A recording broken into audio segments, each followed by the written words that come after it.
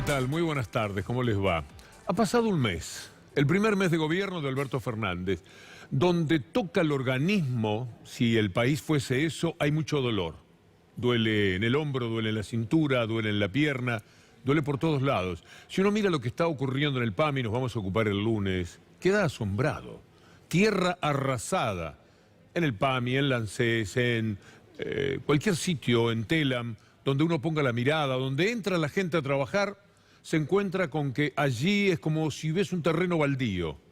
Es increíble la maldad de la que han hecho gala los integrantes del gobierno anterior. No solamente fueron inútiles y desgastaron al país hasta límites insoportables, sino que además crearon una serie de impedimentos para trabajar de la mejor manera. Y después está todo lo coyuntural, por supuesto, que hay que sobrellevar. Lo que pasó con Kicillof en la provincia de Buenos Aires, un gobernador enfrentado a un endiablado grupo mediático y a un grupo de diputados y senadores que juegan para ese grupo mediático y no, por supuesto, ni para la provincia, ni para el presupuesto, ni para recaudar, ni para nada. Juegan a la política mala, juegan al impedimento. Y esto fue lo que determinó que hasta el propio Alberto Fernández, al cabo de un mes de gobierno, hablase brevemente de lo que le pasó a Kicillof.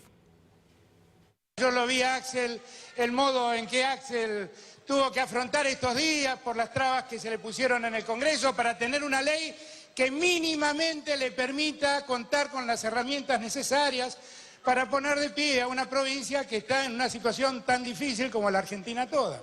Empezamos por preocuparnos por las necesidades que tienen los que peor están, esos de los que hablaba Axel.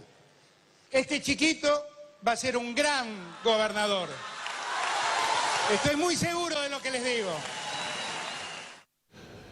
Al gobernador Kicillof, a su administración, a sus ministros y también a sus sueños de recuperar esa provincia devastada que dejó María Eugenia Vidal, que hoy estaba volviendo de París, aunque desde allí urdió muchas de las maldades de las que fue víctima el gobierno actual de la provincia de Buenos Aires, en su afán de recaudar, de acuerdo a la inflación que había habido el año pasado, quiso que pusieran más aquellos que más tienen y un poco menos los demás, los sectores medios y los más vulnerables. Esto no pudo ser por una votación enloquecida.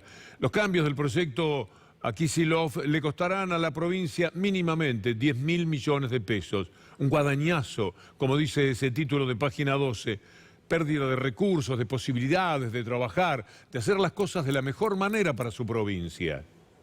Querían hacer un show político, pero después cuando ayer votan en el Senado, que tienen mayoría, resulta que lo que votan terminan defendiendo a los operadores de cable, a los grandes, no a la clase media, a los grandes importadores y exportadores de la provincia. Le ponen un descuento especial a las propiedades más caras de la provincia, que tienen un descuento más alto porque lo decidieron que las propiedades más bajas. O sea que se vistieron de defender a la clase media. Y lo que hicieron fue, como saben ustedes, favorecer a los sectores más concentrados de lo portuario y por supuesto también de lo mediático, para que se ahorrara el Grupo Clarín 600 millones de pesos como parte del guadañazo de 10.000 millones provocado por la votación de los senadores y diputados de Juntos por Clarín, como me permito decirle. A veces el efecto no es el deseado, porque con todo lo que han hecho, con todos los títulos y la persecución a la que sometieron al gobernador, los integrantes de los medios y no solamente Clarín, fíjense ustedes lo que ocurrió hoy en San Bernardo, poco menos que, qué sé yo, un rockstar. Lucila Entí, nuestra compañera destinada a la costa en la cobertura periodística, recogió este testimonio y es muy interesante lo que nos cuenta. Hoy estuvo Axel Kicillof en el partido de la costa, precisamente en San Bernardo, porque venía a presentar la temporada 2020 y fue impresionante la postal que brindó su visita. Mucha gente que se acercó para darle besos, abrazos, poder sacarse una selfie. A cada paso lo iban frenando. Lo más impresionante fue cuando después de la conferencia bajó a la playa, estuvo en contacto con todos los que se iban acercando. Era una multitud en ese momento y la verdad que lo apretaban, lo besaban, lo abrazaban, él se dejaba y de esa forma fue recibido, se fue muy contento por ese recibimiento, casi que parecía un rockstar. De esa manera se vivió la visita de Axel Kicillof aquí en San Bernardo.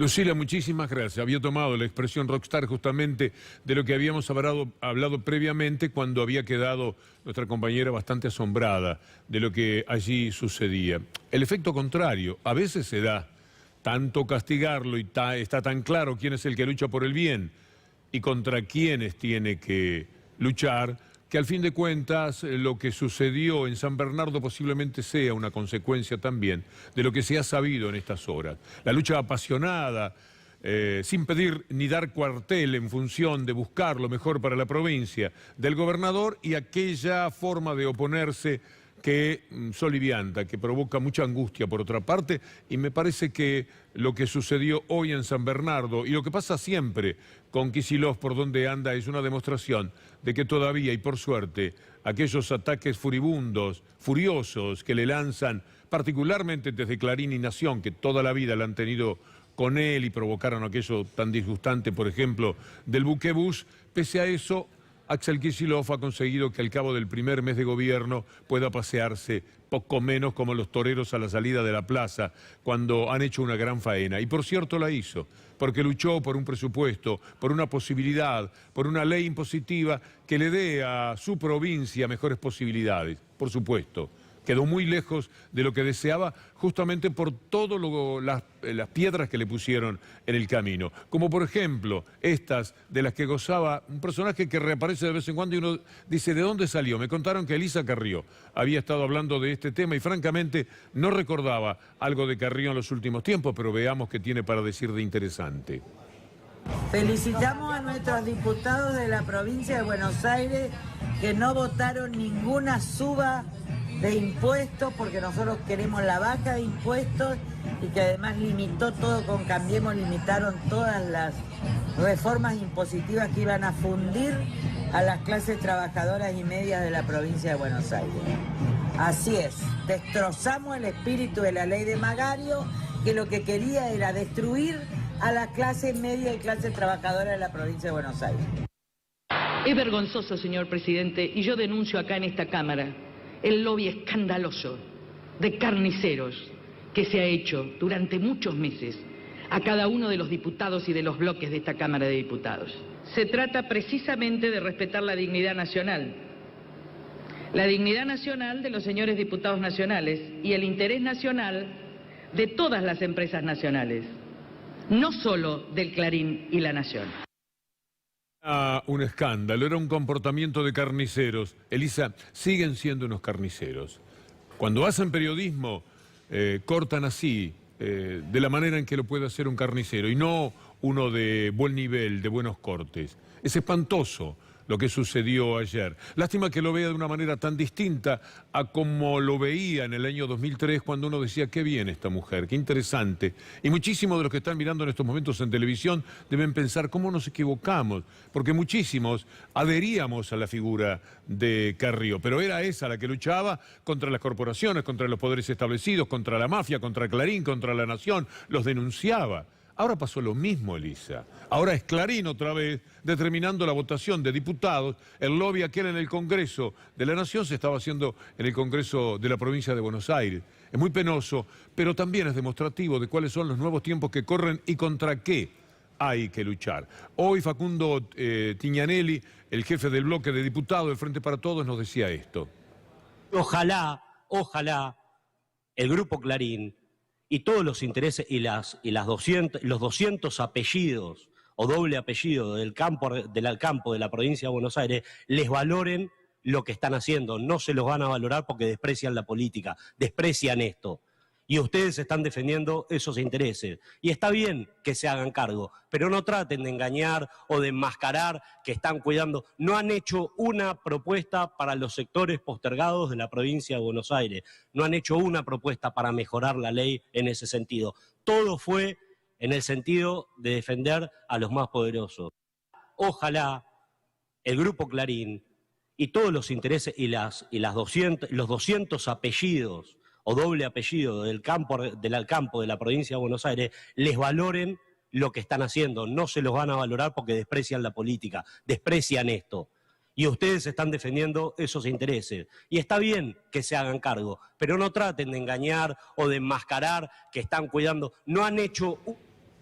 secuelas de lo que significa esta lucha mediática, esta guerra de poderes, el poder real contra el poder político. Siempre es más débil el político. Trabajando de ciudadano, informándose, usted va a ver que el poder real es devastador.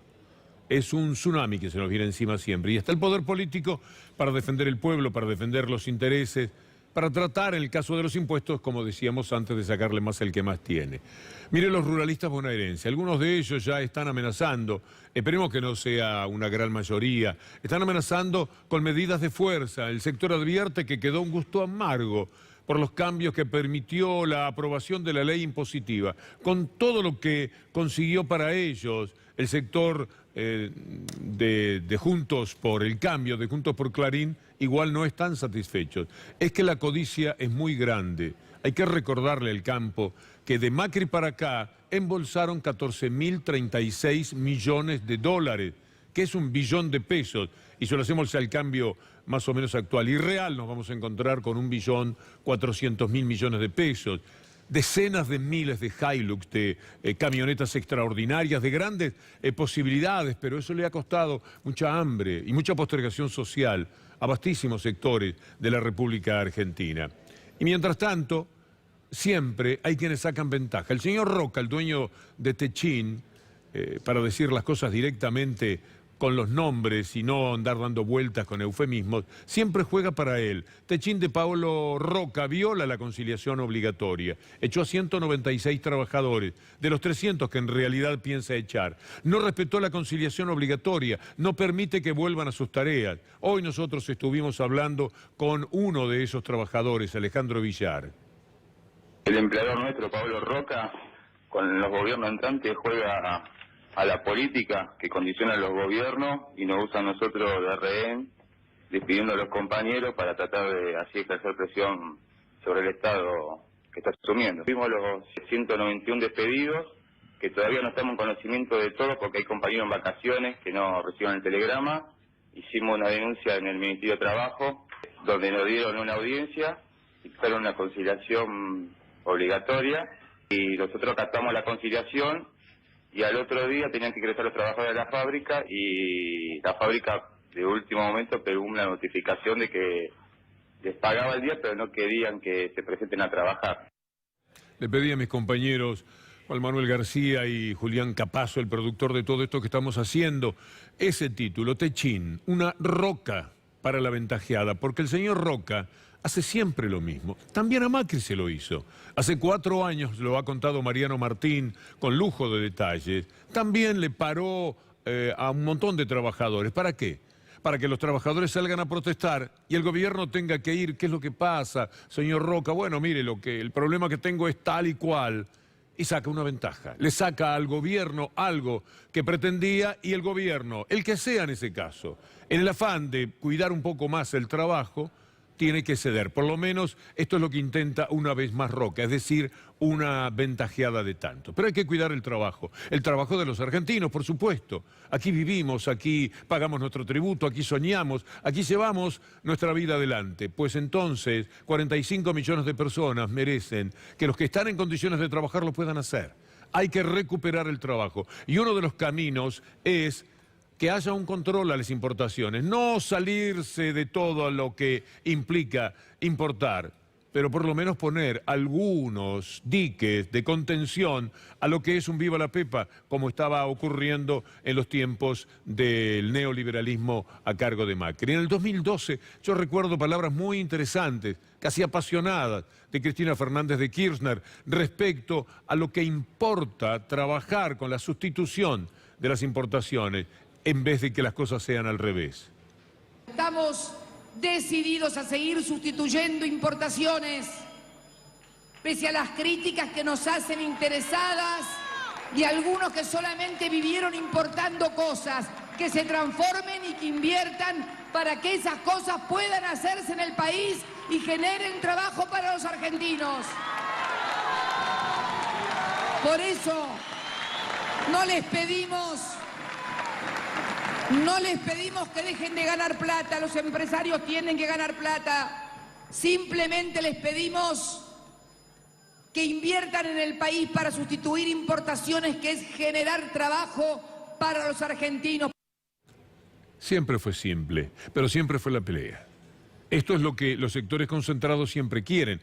Es natural que para alguien que importa, pone unos papeles, hace unos llamados por teléfono, unos mails, compra lo que le parezca necesario, lo trae y después algunas personas lo venden. Pero todo ese trabajo que viene en los containers fue hecho fuera del país, fue hecho por otros obreros. Y aquí, mientras tanto, se han quedado sin trabajo cientos de miles de personas. Es una cuestión de modelo, de criterio. Es fácil entendernos en este sentido. Me parece que la discusión es imposible. ¿Qué es mejor para la Argentina? ¿Trabajar aquí, dar oportunidades a los obreros, generar consumo aquí con lo que ganan los obreros, generar recaudación para pagar las jubilaciones?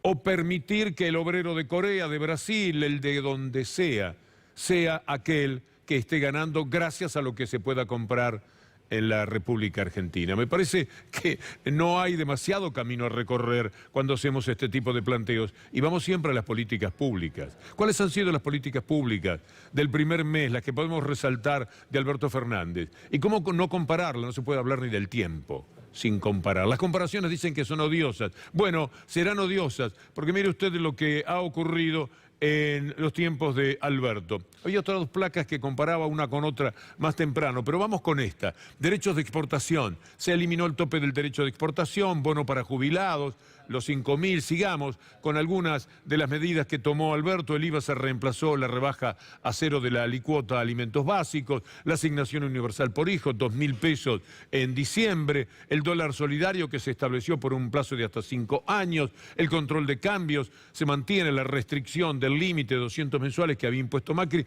porque de otra manera no hay. Si lo hizo Macri, si lo hizo la ortodoxia económica, imagínense aquellos que quieren un dólar que le permita a los que dan trabajo, a las pymes, comprar los insumos, tarifas de servicios públicos congeladas por 180 días, un plan de regularización de deudas tributarias vencidas al 30 de noviembre hasta en 120 cuotas para las pymes, un poco de oxígeno para los que dan trabajo. Las pymes dan el 70% del trabajo privado en la República Argentina, el impuesto a la renta financiera. Estas son algunas de las principales medidas de Alberto Fernández en este tiempo. El impuesto al cheque, el FMI, bueno, se está negociando, pero me parece que va a haber buena muñeca, porque el propio Fondo Monetario Internacional, que salió ahí a felicitar, a mí no me importa demasiado, al gobierno, porque también felicitaba a Macri. ¿Sabe cuándo felicitaba a Macri? Hace 6 meses. Son una banda de delincuentes internacionales. Nunca los vea de otra manera, pero si este gobierno, que tiene unas políticas públicas completamente distintas al otro, lo intentó, lo felicitó de esta manera, bueno, bienvenido sea. Cuando los malos juegan a favor, también sirven, y los malos son el Fondo Monetario, que juega a favor diciendo que vamos bien. Bueno, muchas gracias, pero estemos siempre atentos a lo que hacen. Un mes con Macri, un mes con Alberto. ¿Quiere mirar esta pantalla? Muy rápidamente, entrémosle todo lo que sea posible. Macri eliminó las retenciones, liberó el cepo y devaluó, licuó salarios por devaluación, redujo subsidios y dolarizó tarifas. Alberto Fernández actualizó las retenciones, impuesto al dólar, aumento de salarios y jubilaciones y congeló el tarifazo. Me parece que hay ciertas diferencias.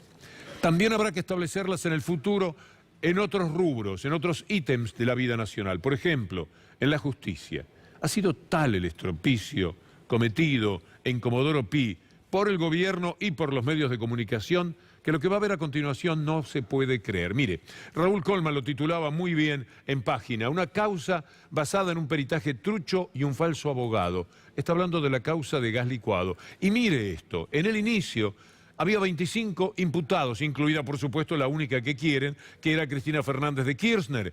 Hablaban de una defraudación de 7.000 millones de dólares. Pero se derrumbó por todas las irregularidades y las mentiras, desde la actuación de un perito que plagió su informe hasta la declaración de Marcelo D'Alessio, que usted bien sabe quién es. Terminó incluyendo a 5 de los 25, no ponen a CFK porque si va a juicio oral lo que van a hacer es correr nuevamente la posibilidad de estar avergonzados, y estaba también allí lo de el perito Cohen. Mire, la elevación a juicio de la causa por la compra de gas natural es una pintura de las andanzas de la coalición judicial, política y mediática. Al principio, como les decía, había 25. La acusación tenía el objetivo principal en Cristina Fernández. En la imputación original fogoneada por el perito trucho David Cohen y el abogado trucho, que no era abogado, Marcelo D'Alessio. Se habló de una defraudación de 7.000 millones de dólares, pero ahora quedan en 124 millones. No tienen vergüenza, escúchelo a Horacio Berbisky. D'Alessio, ustedes recuerdan que cuando se cayó el peritaje de Daniel Cohen en la causa del gas natural, David Cohen, del gas natural licuado,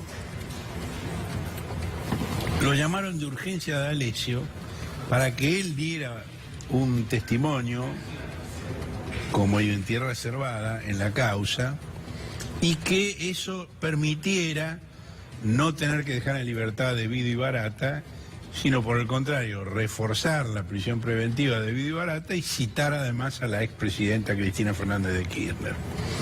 Ahora, el testimonio de D'Alessio no se conoce. Bueno, yo he conseguido algunas fojas del testimonio de D'Alessio. Es muy impresionante.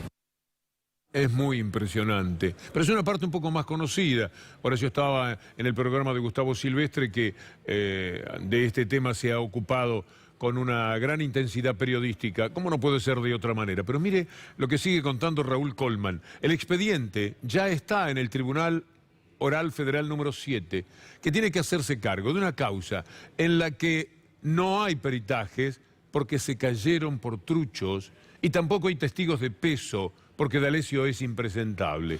En la causa del gas natural licuado, el falso abogado fue llevado a declarar por el periodista Daniel Santoro, Clarín, siempre la mafia, cuando el expediente se había caído por el falso peritaje. D'Alessio está hablando de los presuntos curros con el tema del gas natural licuado, que el perito había dicho que era con sobreprecios, después dicen que no es con sobreprecios y que el problema está en el transporte y no en el precio. Ahora, D'Alessio dice, los proveedores de gas natural licuado fueron cambiando al compás del derrotero político con pugnas entre Devido con Barata y Kicillof, y hasta irrumpió en el trío de la discordia el ex secretario Guillermo Moreno. Y luego dice, las líneas tachadas, en el año 2016 el sexto proveedor de gas natural licuado ha sido Shell, mientras que en el 2017 Shell pasó a ser la principal proveedora de gas natural licuado del país. Y al lado, está tachado con ahí está, la línea de la lapicera, lo estamos viendo, y al lado dice, no vale. No vale y hay una firma. Una firma. Pido gancho. ¿Por qué no Ahora, vale? ¿Por qué no vale? Porque Sara... Esto es lo que han hecho los Garabano del país, por supuesto lo Macri. Clarín es el que más fogoneó. Tenemos por ahí a Clarín dando y dando sobre el tema, enseguida me dicen. Por supuesto que D'Alessio declaró como abogado, y no es abogado, es decir, falseó su testimonio desde el primer minuto. Y además entregó carpetas que recibió de manera anónima, dijo. El contenido de 4 carpetas ya estaba detallado en la computadora que le secuestró el juez de Dolores, Alejo Ramos Padilla. En fin, lo que queremos señalar entre la nota de Colman y lo que le vamos a mostrar de Clarín si fuera posible, una persecución, una obstinación, todos los días un título, dale que te dale, Cristina Fernández de Kirchner por el gas licuado, 7.000 millones de dólares. Arriba de todo siempre las causas de la corrupción, abajo todo lo que permite pensar a la gente que ya está entrenada en la maldad y en la mentira, decir, estaba robando, siempre roban, siempre robaron. Esta es una de las tantas mentiras que ha caído en pedazos en los últimos tiempos, en la medida en que cuando avanzan se encuentran con que no tienen nada en lo jurídico y algún día ellos piensan que tienen que rendir explicaciones ante la propia justicia, ante sus propios pares. ¿Qué es esta causa? Para entender un poco, hacer un poco de historia. Esta causa empieza con una denuncia que hacen 3 legisladoras que ahora están en el gobierno. Laura Alonso, Patricia Bullrich y Federico Pinedo, ¿no? Hacen una denuncia hace ya varios años y se empieza a investigar la compra de gas licuado. ¿Qué es la compra de gas licuado? Básicamente es esos famosos barcos que primero originalmente se hizo un puerto de descarga en Bahía Blanca y que después se anexó uno en Escobar que vinieron en la emergencia después de aquel invierno, aquellos famosos inviernos 2006, 2007. Y se quedaron. Donde, claro, ese es el punto, porque en realidad vinieron por unos, como te digo, por unos meses, por los meses de invierno. Más o menos creo que el primer año no me acuerdo bien si fueron 6 u 8 barcos para abastecer una demanda que obviamente en invierno estaba como desbordada. No te olvides que no solamente que había menos producción de gas en la Argentina, sino que había más consumo, porque las tarifas siempre estuvieron muy baratas, entonces había más consumo de gas, entonces vino ese famoso barco. Nación, en este caso, el diario de La Nación, y Clarín, Claudio Bonadío procesó a Cristina Kirchner con prisión preventiva. Es decir, tenía que ir presa por esto que ahora ni siquiera la mandan a juicio oral. Yo no sé si usted cree lo que le estoy diciendo, porque también parece desopilante.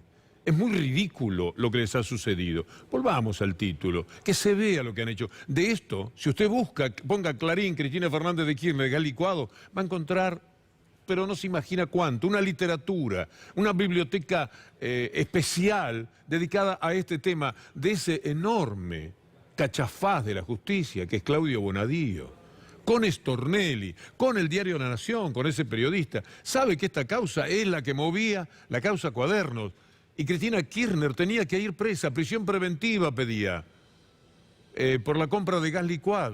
Millones ahora es por 124, porque encontraron, aunque sea algo, no hay nada, no es ni por 124, no es por un solo dólar, no es por nada. Y por esta causa, que Cristina pudo ir presa, debido y barata, fueron presos. Y estuvieron ahí más de un año, 2 años. Es atroz lo que han hecho entre los diarios, porque vean ustedes cuál es la participación, el empuje, enloquecer a la gente y generar el trasfondo mediático para que luego los jueces, si fueran buenos, por supuesto que Bonadío es exactamente todo lo contrario, pero si fueran jueces más o menos ponderables, también tendrían dudas. Caramba, le generan esto a la opinión pública. ¿Cómo hace un juez para dictar justicia de verdad? Es muy difícil. Y estos que son cómplices en esta conjunción que se da, en esta connivencia de lo judicial con lo mediático y, por supuesto, con lo gubernamental, no se puede. Esto es verdaderamente inadmisible. Entonces se preguntará cómo lo han hecho alguna vez, cómo nos pasó Macri, le digo siempre. ¿Cómo nos pasa, Clarín? Y nos pasa porque no estamos atentos, porque no siempre trabajamos de ciudadano, porque hay que prestar atención a todas estas mentiras. ¿Cuánto hace que mienten de una manera desenfrenada, enloquecida y por sus intereses? Póngale las discrepancias ideológicas que usted pudo haber tenido, pero este periodismo de guerra, este periodismo basura, este periodismo para robarse todo, es de estos años, ley de medios para acá. Ahí fueron enloqueciendo y cada día están peor. Cada día dicen cualquier cosa. Hoy estaban otra vez jugando con el tema Nisman diciendo, pero caramba, denuncia a la presidenta y aparece muerto. ¿Quién lo puede haber matado si no la presidenta? Esto estaban diciendo hoy en una radio del Grupo Clarín y periodistas que han tenido su nombre o que lo tienen todavía. Es muy miserable lo que sucede. Hoy apareció un señor Rabani, acusado por el tema de la AMIA, acusado sin pruebas, porque cada día queda más claro que las pruebas contra los iraníes no existen, no están sobre la mesa. Pero póngale que pudiera ser efectivamente, uno nunca sabe hasta dónde pueden llegar este tipo de maldades y qué caminos pueden recorrer. Lo que siempre supimos de Irán es que es un deseo de Israel y de Estados Unidos de condenar a Irán. Y como decía hoy Pablo Dugan, en el primer momento, cuando todavía no se sabía cuántas personas habían muerto en AMIA, ya estaban diciendo Estados Unidos e Israel que se trataba de Irán. Después recorrimos ese camino, adiós pista Siria, nunca más se habló de esto, apareció Nisman, al que le tomaban el pelo los propios periodistas que ahora están en Clarín, pero los que estaban en otros medios, y que lo consideraban un delirante, un mentiroso, año por año, en cada vez que se presentaba en esta causa. Aparece Rabani y dice un disparate más, que a Nisman lo mataron aquellos que se daban cuenta que como no tenía pruebas iba a ser un papelón. Es el mismo disparate. Clarín dice que lo mataron porque tenía unas pruebas tremendas, que nunca aparecieron, por supuesto. El señor Rabani dice que lo mataron porque no tenía pruebas. Se suicidó de una manera que está, por supuesto, y por cierto, y por suerte, cada día más claro.